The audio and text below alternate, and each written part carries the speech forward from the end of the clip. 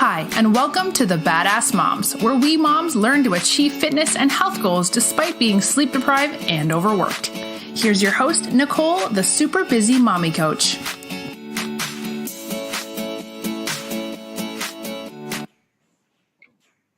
Hello, and welcome to Badass Moms, brought to you by the Holistic Therapies Directory. I'm Nicole Cruz, super busy mommy coach. This episode is a little bit spontaneous. I kind of just had that moment of inspiration and felt like I needed to turn on the mic. And maybe it'll be a little bit of therapy for me to get this out, but I think it's really important. I'll start off with a story. Today, I found out that my son didn't make it into the Gifted and Talented program for the district. Now, my son, since he was a year and a half, has been obsessed with letters and numbers. He loves to learn. It's not something that's forced on him. In fact, a lot of times it's initiated by him. You know, at a year and a half, before he could even speak, he would take my hand and point to letters on the bus or wherever we were and make me say them out loud to him. He asks me all the time, "Mommy, how do you spell this? Mommy, how do you spell that? Mommy, how do you spell that?" You know, he's very curious and he's very academic, and that's his natural gift, and it's something that he loves. And so the way I see it, and admittedly, this is probably the coach in me, you know, if that's his fire within him, it's my job as a mom to let it blaze. I have to put it in an environment where it will blaze. I need to do everything I can to maximize this talent and passion that he has, you know, and it could be, you know, if it was art, then I would be doing everything I could to get him to do art and to work with really great artists. If it were, you know, if it was sports, I would be doing everything I can to get him into the little leagues and to have, you know, great people in the neighborhood mentor him in sports. It's academics with him. And so for me, it's really important to get him into the best school I can. And his experience in his school this year was kind of challenging. You know, it's a lot of people who, you know, a lot of them are extremely caring. I feel that there was too much of a focus on the one or two areas where he's struggling instead of trying to maximize all of those academic areas where he's ahead. And it's not what I envisioned for him. And so I've been really trying hard to maximize my income, to increase my income, to be able to have more choices for his schools. You know, I know there are charter schools, but one of the challenges is childcare. Childcare options that fit my work schedule are very rare. You know, and I mean, there's just a lot of considerations here, budget, things like that. And so I've been trying to increase my income to the point where I had more options, and I wasn't able to do it in time to get him into a different kindergarten. And so my hope was this Gifted and Talented test. And I found out maybe 20 minutes ago that he didn't get in. And, you know, so I'm kind of crushed. And, you know, I text his dad, text my mom, you know, the people who I know would want to know immediately. And, you know, one of the responses that I get is, you know, well, don't beat yourself up about it. And this happens often. You know, it happens if I have a setback with my business. It's like, well, don't beat yourself up about it. Look how much you're handling all by yourself. Or, you know, if anything happens with Eric, well, don't beat yourself up about it. Look at, you know, you're a single mom. Look at all you're doing. And that response is part of a mindset that I refuse to adopt. And hear me out. This is not me being hard on myself at all. It's actually quite the opposite. And again, I love the people who tell me that, because there are times when I can be beating myself up a lot. But usually in these moments that I'm talking about, it's not that. It's something different. And so I want to talk about this mindset because I think it's extremely important if you want to create the life that you love. Okay, so the comments that I'll usually get, you don't beat yourself up, stop being so hard on yourself, how much can you expect from yourself? It's too much for one person to handle, look at all you're already doing, things like that. It's about how I feel about myself. And so I'm going to argue in this podcast that how I feel about myself is irrelevant. It's not even a concern. I'm not thinking about how I feel about myself in those moments. Okay, that's, first of all that can do, if I try to blame myself or if I spend energy trying to make myself feel better about myself, that's a waste. That's a waste of mental power. That's a waste of energy. Instead, I'm saying banish your ego completely, and it is going to make room for the innovation that will allow you to solve what seems impossible and get the results you want. Okay. There is no room for that. Okay. So I do this. I literally, in those moments, it kind of catches me off guard when I get those comments, because that is the last thing I'm thinking about. And I usually say that. I'm like, but it's not about that. How I feel about myself is irrelevant. What matters is the result I'm going for. I didn't get that result. And they're like, yeah, but you're being so hard on yourself. No, I'm not being hard on myself.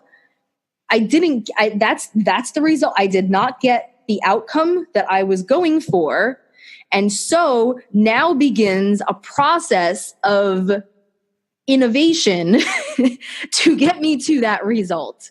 Right? So it's a setback and it feels bad, right? It's very disappointing. It's very frustrating. It can be crushing, and there can be real consequences,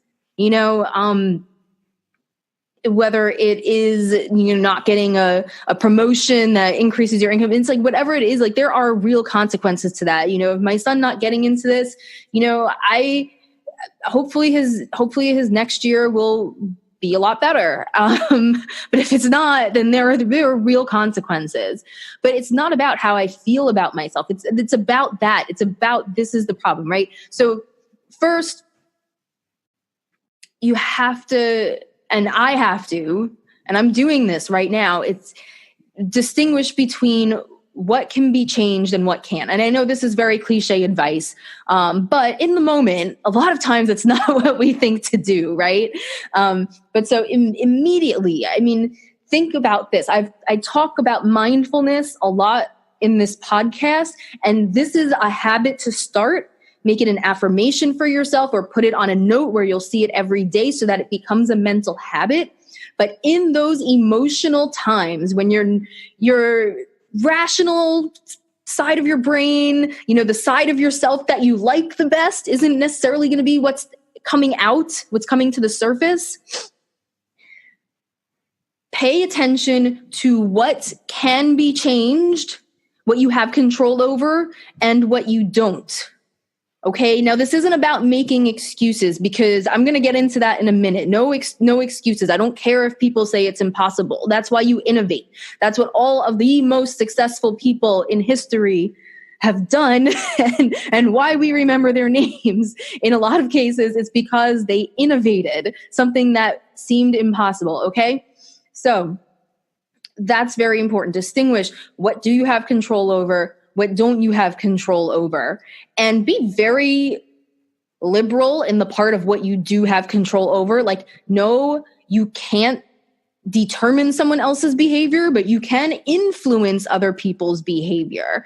No, you can't change your job by tomorrow in most cases. Maybe you can in desperate circumstances. You never know what you can do. Get out there on LinkedIn, reach out to all your friends. In a desperate circumstance, maybe you could make it happen. But in most cases, no, you can't necessarily change your job and change your career situation by tomorrow.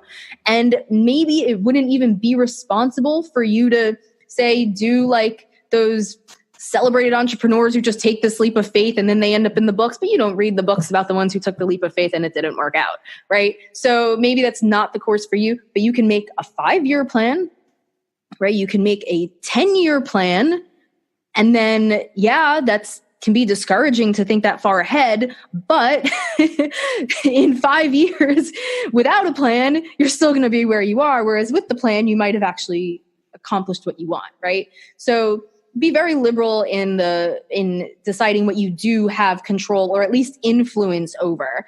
And then the things where you really can't control it, like it's raining on your wedding day, you let go of that fast. And this is a mental discipline. It's not easy to let go. Our brains want to go into the what if, but if this, but if that, but if that one little tiny, it's like, no. This is a mindfulness thing, right? Our monkey brains want to do that. And we need to be disciplined. We need to recognize our monkey brains are doing it. Don't beat yourself up. That's a waste of energy. We've gone over that. No beating yourself up. Just put an end to it. Take that monkey brain and imagine lowering the volume and putting your focus on something else that's more productive.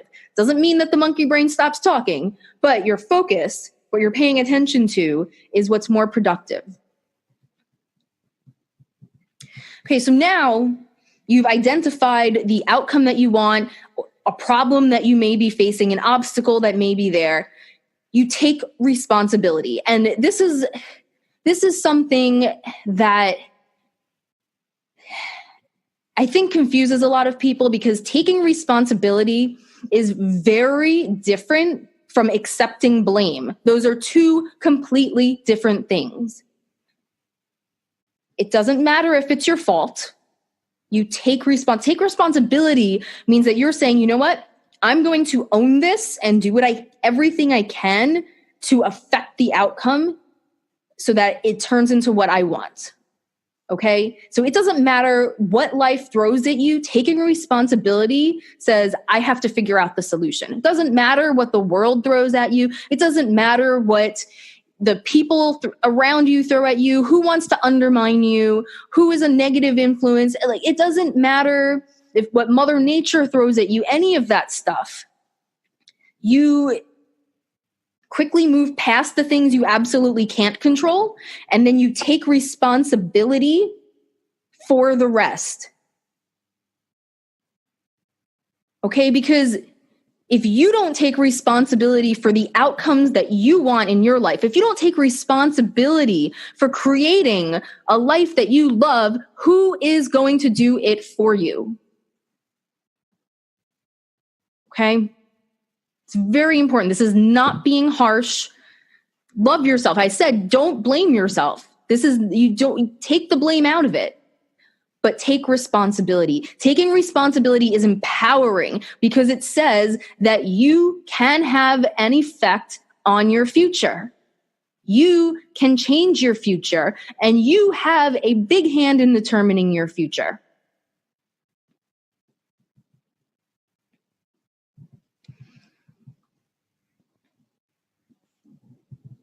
You have two choices when things go wrong. Okay, this is very important. You have two choices. You can either accept things as they are, move past, no what ifs, no hating it, no downward spiral, right? You accept things as they are, or you do your damn best to make them the way you want. Complaining about the way things are is counterproductive. And you know that. If you're listening to this podcast, if you've gotten to episode 6, you know that and you already accept that.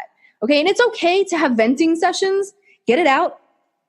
That's fine. But overall, then you move on, right? So you move on to the productive stage. So you can either accept things as they are or do your damn best to make them the way you want. And I went over this in episode 1 using a little bit different words.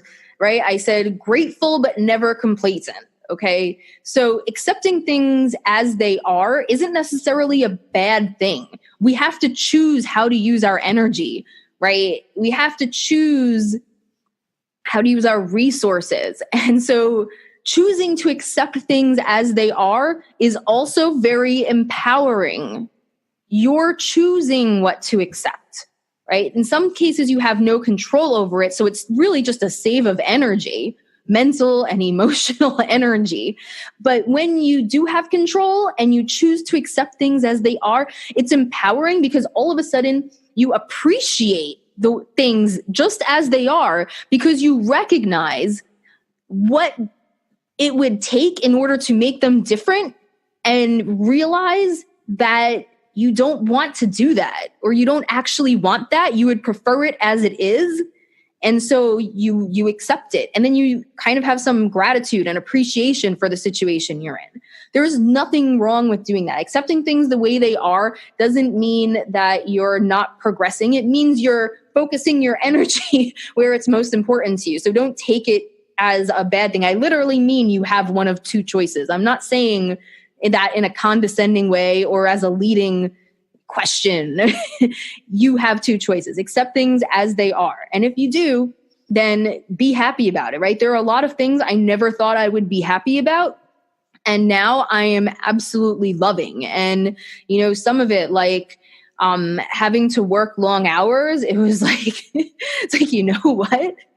I am so lucky to have a job that allows me as a single mother to work within daycare hours, not take any work home with me, and make enough to support me and my son with everything we need, and even be able to go on vacation every once in a while without having to go move into my parents' house or take money from them because they're getting ready to retire. And I don't want to do that, even though I'm so fortunate to have loving parents who would be happy to help. I feel so lucky to have that, and I never would have thought about it until I stepped back and looked at, do I want to change this, and realized, no, this is fantastic. I'm going to hold on to this for a while. Right. And so, a lot of people don't know, like, yeah, I have a day job because I started this business. It's relatively new and I'm growing it slowly because I don't want to take a leap of faith. I don't think that's what's best for me and Eric. And so I am extremely happy and grateful for my day job, love growing my business at the pace I'm growing it, love to see me on target for being where I want to be, and ultimately being able, long-term plan, being able to do this full-time and thrive on it. Like, how awesome is that? I'm not going to sit here and complain about where I am now. No, you accept things as they are or do your damn best to make them the way you want. Now, if I accepted them like that forever, I wouldn't be very happy with myself. So that's why I have the long-term plan, which I think is the best one, which is which is very rewarding and practical and low stress in certain ways, obviously, mom life. But, I have this plan to create this kind of fairy tale life I always wanted, and to see it starting to happen bit by bit, going according to my long-term plan. Yeah, you know what? I'm happy with things the way they are. Okay. So yeah, accept things the way they are or do your damn best to make them the way you want. So the things that I can't change right now, I'm happy to accept them the way they are. And what I can change, I have a plan to change it, and I'm doing my damn best to make it happen. Okay. Now, when this happens, you find yourself in that situation. I don't care if they say it's impossible. I don't care if it's too much for one person to handle. And I don't care if it's crazy. You only have those two options. Accept things as they are or do your damn best to make them the way you want. Once again, I don't care if they say it's crazy. I don't care if it's too much for one person to handle. I don't care if it's impossible, unless it's literally impossible, but usually it's not. Those are your only two options. So choose wisely. So now if you choose that you want to do your damn best to make things the way you want, you have to get down to the core of what is needed. Sometimes this is the same as getting to the core of the problem, but in a lot of cases it's not. Okay, so for example, super busy mommy workout. What's the core of the problem? Moms don't have time. I'm not saying all moms, but some moms don't have any uninterrupted time in their day to do workouts. And they're already sleep deprived. And so taking that time out of the little bit of time they have to sleep isn't the best answer. Okay. They literally don't have time to do a workout. When they try, which they do, I know so many of them who are doing their best. It's like, well, this one just spilled this one just got a boo-boo, this one is about to drink bleach. It's, it's mom life. Okay. So there's the problem. Now, getting down to the core of why they don't have enough time can lead you in certain directions. Well, maybe they should downgrade their lifestyle and quit their job. Maybe they should, hire. And like, those are great solutions to consider. But I ended up going in a different direction. And here's where innovation can come, right? So is a workout, for those of you listening to the audio only, I'm doing air quotes, is that really what is needed in order for busy moms to get fit?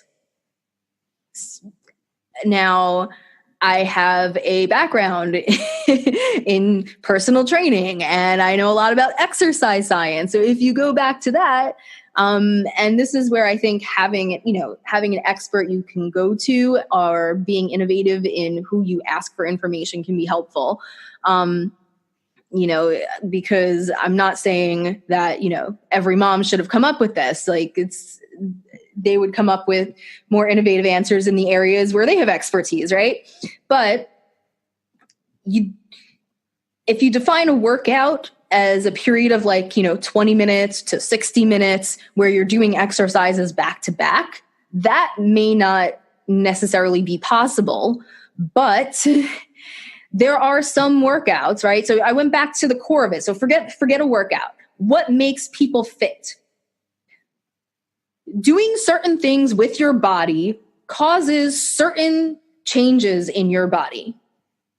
That's the simplest thing. Okay, so when you get to the core of what is needed, I want you to break it down into something that's that simple. Okay, like super, super simple. And this is hard. This is a real intellectual exercise here. Don't underestimate this.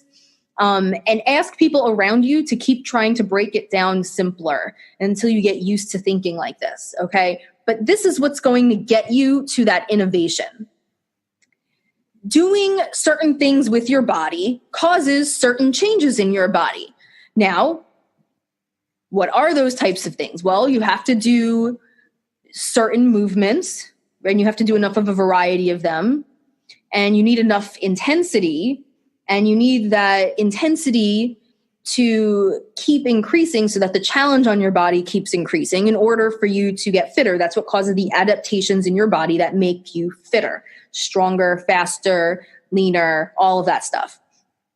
And to be fit and to manage your weight, you also need to move a certain amount on a regular basis. You can't just be on your butt all day and then do 3 200-pound squats and that's it. You may get really good at doing squats, but you're not overall going to be fit and healthy that way. So you need those two things. You need to be moving a certain amount and you need to challenge your body progressively in order to keep getting fitter. But again, forget the idea of a workout. So how can moms move around? Better question. How can moms have 5 minutes to stop moving around, right? Like, come on, moving around isn't a problem. Okay, moms are on our feet constantly moving around all day. And what do kids love to do? They love to play. They love to run around. They love to be thrown up in the air. They love to tumble and cartwheel and climb and all of that stuff. So all of a sudden, one half of that equation becomes very easy for a busy mom with young kids. Okay? So there you go. You have that. And then you need to challenge your body progressively. well, let's think about these movements. Do they have to be done back to back? It turns out there are some workouts that get the best results done in short bursts with plenty of rest time in between. Why? Because these are workouts that you want to do at your max capacity every single time. And if you don't rest, well, then you're tired. And then the next set you do is only half-assed, right? So for these, it's actually better to have that rest time so you can keep doing it over and over again at your max capacity. Well, so wait a minute here. Why don't all workouts for moms use those kinds of workouts? Why all of these ones that you find online, all those big names with the celebrities, why aren't they doing that, right? I don't know, but so there's the innovation right there. That's what I started doing, okay? What about with the problem that I'm experiencing, again, problem, you can put that in quotes because some people will say it's never a problem. It's an opportunity. Okay, sure. We'll do that. But right now, I'm going to be real as a human being here. I am feeling like it's a problem. Okay. So we'll find the opportunity later. I'm going to honor how I'm feeling. I'm going to dig deep. Okay. So right now, Eric didn't get there into the school. But like I said at the beginning, I see my job as to take his passion and what he loves and what his gift is, what he's really talented at, and maximize that. And while I was looking towards school to do that, if school doesn't do that, I have to think about how I can do it. Okay. So yeah, he's at school on a typical day longer than he's with me. Hopefully one day I can change that. It's in my long-term plan. But I can instill in Eric a curiosity and a love of learning. He already has that, but I can grow that. I can foster that. I can promote it. And I can teach him just like I did before he started school, and I can challenge him in a fun way. Now, it's not only me. I do have some influence at the school. I can't necessarily change the entire school, but I have influence. Right? And so whoever his teacher is next year, I'll make sure to keep an open dialogue with her and let her know from the beginning that one of my priorities is to foster the areas in which he is ahead, to really challenge him to keep growing and to maximize his abilities in those areas, and not just to, focus on making sure that anything where he's a little bit behind comes up to average, right? Yes, we want to do that, but we don't want to then just forget about everything he's really good at because, that's fine, he's ahead. No, that we want to focus on that too, right? So I can communicate my goals for my child and hope that the people at the school respect that. Maybe even, they're like, yes, I agree. Let's do it. Let's take this kid. Let's make him, even further ahead, Hope, fingers crossed, right? Also, there are other important people in Eric's life. And so communicating with them and being on the same page and sharing ideas in that sense, and everyone trying to get together, right? We can inspire each other and teach each other the new tricks we learn, and we can share new ideas with each other to foster these abilities in him. And so, you know what? It doesn't matter if, it would be very helpful to get him into, perhaps a different school that shares that philosophy. And that can be a long-term goal, but for the short term, what's needed isn't a school. What's needed is for Eric to be challenged consistently and to have his curiosity and love of learning fostered. And that can happen in many different ways. And so my job now, instead of focusing so much on getting him into this gifted and talented program, my job is to focus on being better as his teacher at home, being better at instilling curiosity in him, being better at fostering his love of learning, and being better at teaching him and challenging him in a fun way. So my focus has shifted. Okay, so maybe I can't control the school he's going to next year anymore, but I can control the core of what is needed. I have a lot of influence there, and that's what I'll have to focus on. So anyway, this, as I said, was sort of an off the cuff inspired, episode where I just had the inspiration and felt like I needed to turn the mic on. And admittedly, some of it was stuff that I just needed to hear myself, but I hope that it's helpful for all of you out there. And, this is really one of the things that makes you a badass mom, okay? It makes anyone a badass. Banish your ego, and it will make room for innovation, which will allow you to do the impossible. Stop worrying about how you should feel about yourself. Don't even make it a concern. If you feel bad about yourself, don't try to make yourself feel good about yourself. Just stop focusing on how you feel about yourself. Just move on, because that's not what's important in these situations, right? Banish your ego, completely banish it to make room for innovation, because once those thoughts are gone and they're not the focus, all of a sudden you can focus on the actual situation you're in. Focus on finding the core of what needs to happen, which may or may not be the same as the core of the problem, the core of what needs to happen for you to create the life you love, for you to get to the place where you want to be, for you, for your family, for whoever you're working for. And then innovate. That's where those creative thoughts come from. This is where you sit down, you get help from everyone in your life, get to the core of this problem, make it so simple. So simple, no fancy terms, no multiple sentences, really keep it as simple as you possibly can. And once you've gotten there, all of a sudden, solutions become much clearer. Innovation happens seemingly on its own. And you are one step closer to that life that you love for you and for your loved ones. So my favorite badass moms, thanks for listening to the Badass Moms podcast, where we are stopped by nothing.